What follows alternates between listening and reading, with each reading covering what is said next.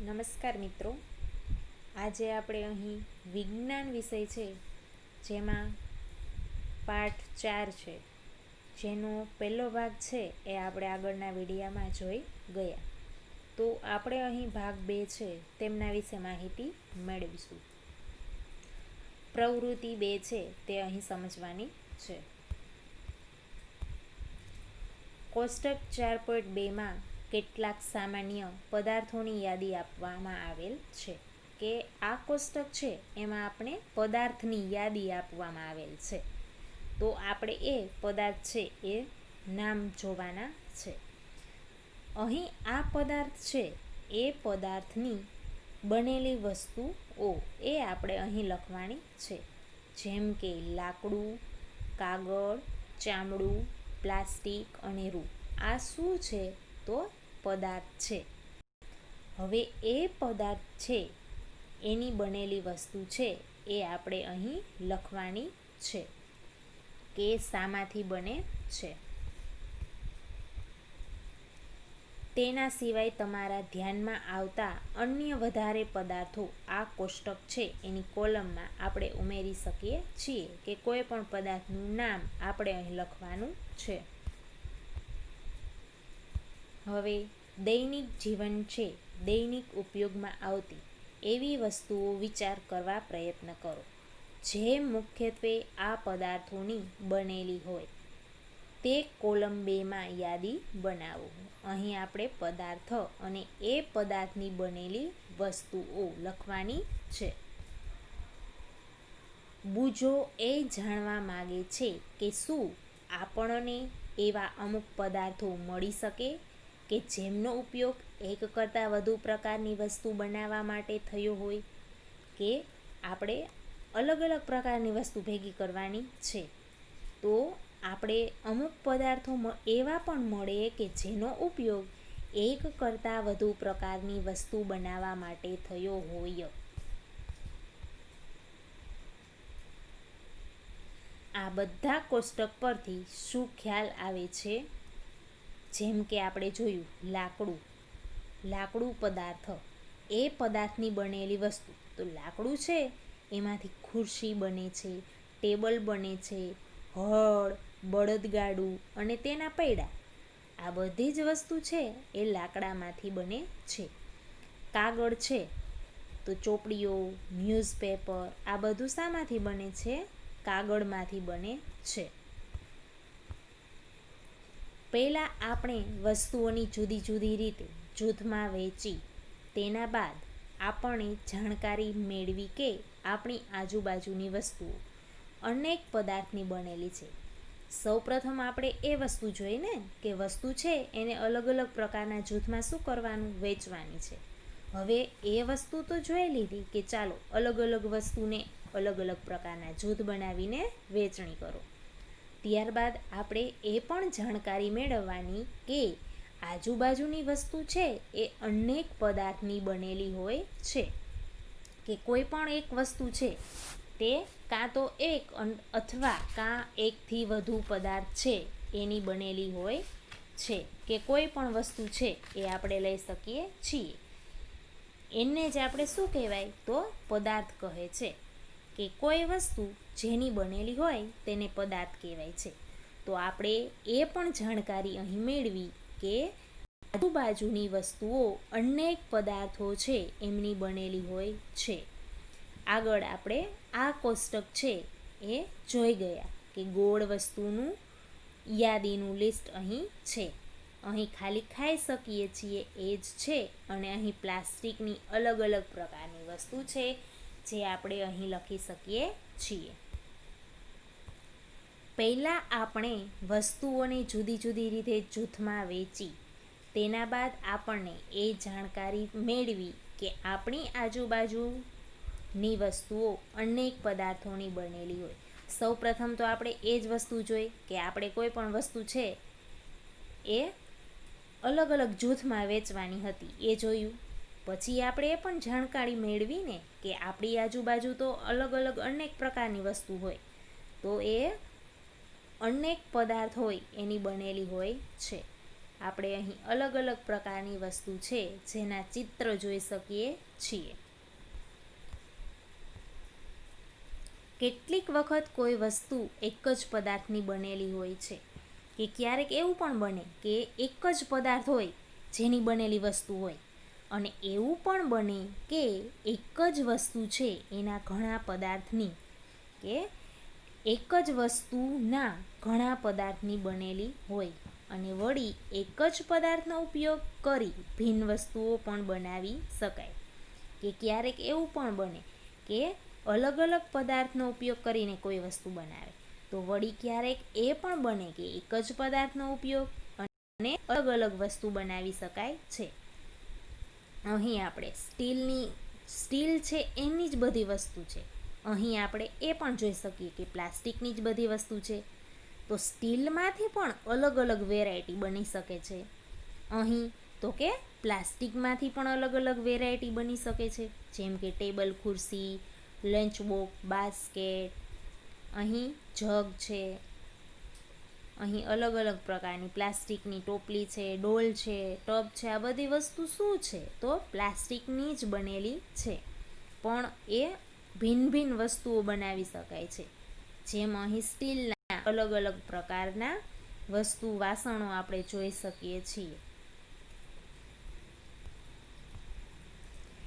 કેટલીક વખત કોઈ વસ્તુ એક જ પદાર્થની બનેલી હોય છે, કે કેટલી વાર એવું પણ બને કે કોઈ પણ વસ્તુ છે એ ખાલી એક જ પદાર્થ હોય એની બનેલી હોય છે, અને એવું પણ બને કે એક જ વસ્તુ ઘણા બધા પદાર્થની પણ બનેલી હોય.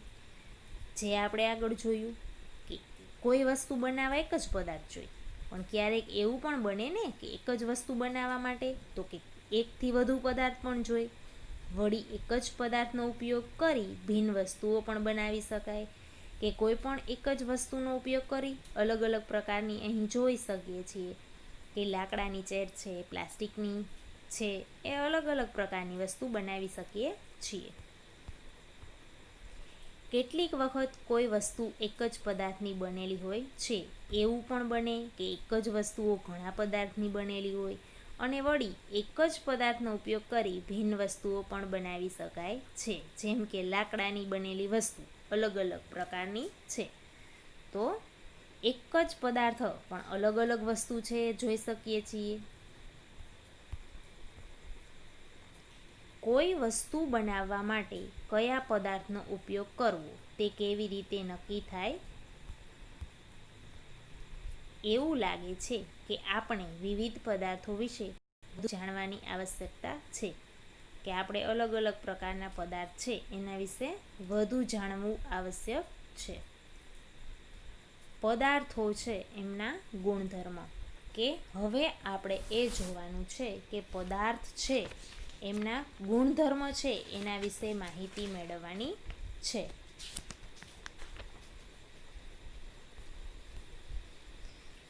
પ્યાલો કપડાનો કેમ બનાવવામાં આવતો નથી? કે અહીં આપણે જોયું કે પ્યાલો છે એ કપડાનો કેમ બનાવવામાં આવતો નથી, એવું આપણે અહીં જોઈ શકીએ છીએ. કે પ્યાલો છે,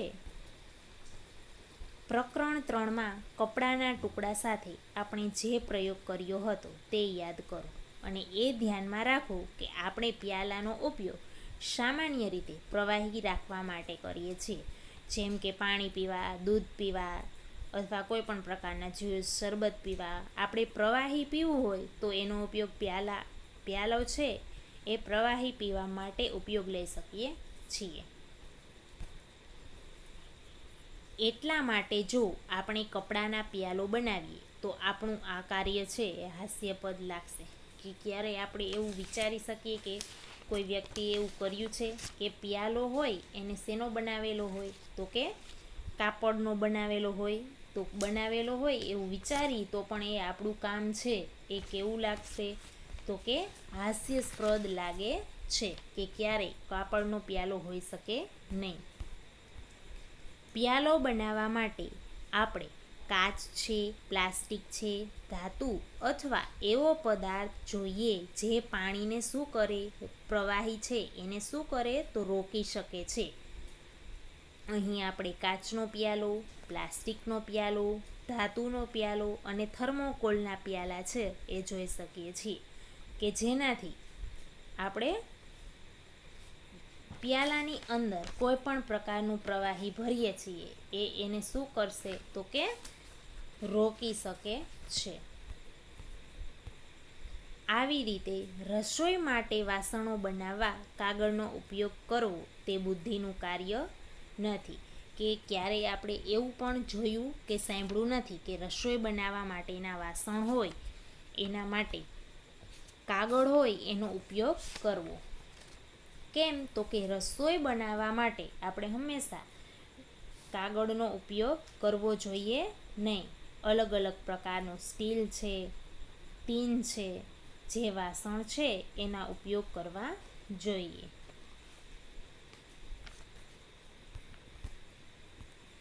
વસ્તુને બનાવવા માટે પદાર્થની પસંદગી તે પદાર્થના ગુણધર્મ અને તેમના ઉપયોગના હેતુ પર આધાર રાખે છે. કે અહીં આપણે જોયું કે વસ્તુ છે એ બનાવવા માટે પદાર્થની પસંદગી તે પદાર્થનો ગુણધર્મ અને તેના ઉપયોગ છે એ તેમના હેતુ પર આધાર રાખે છે. કે પદાર્થના કેટલાક છે એ ગુણધર્મ હોય તેના આધારે આપણે એની જૂથની રચના કરવામાં આવે છે. અહીં આપણે પદાર્થના એ ગુણધર્મો કયા છે જે તેના ઉપયોગ માટે મહત્વપૂર્ણ હોય છે.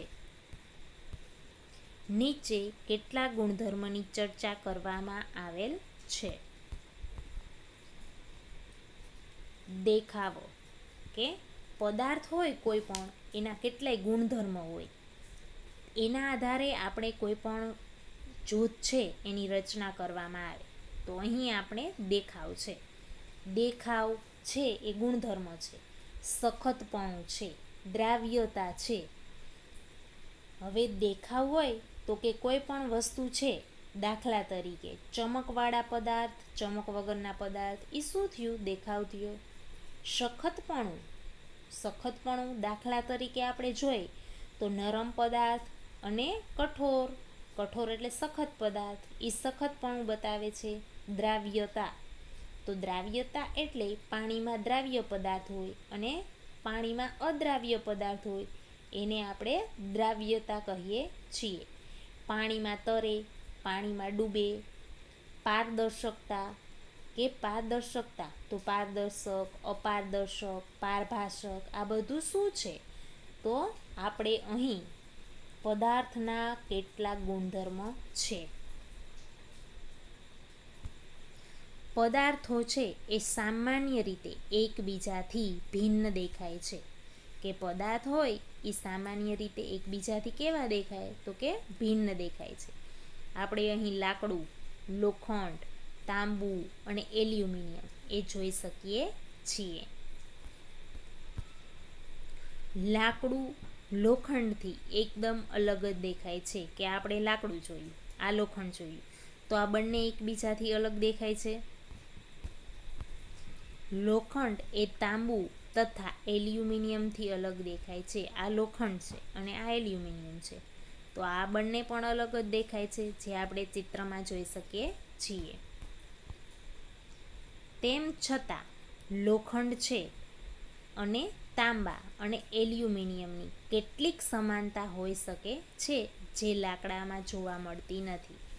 કે લોખંડ, એલ્યુમિનિયમ અને તાંબુ એમાં સમાનતા છે ક્યારેક, પણ એ સમાનતા આપણે લાકડામાં જોઈ શકતા નથી. આમ હવે આપણે પ્રવૃત્તિ 3 છે તે આગળના વિડીયોમાં જોશું. આભાર.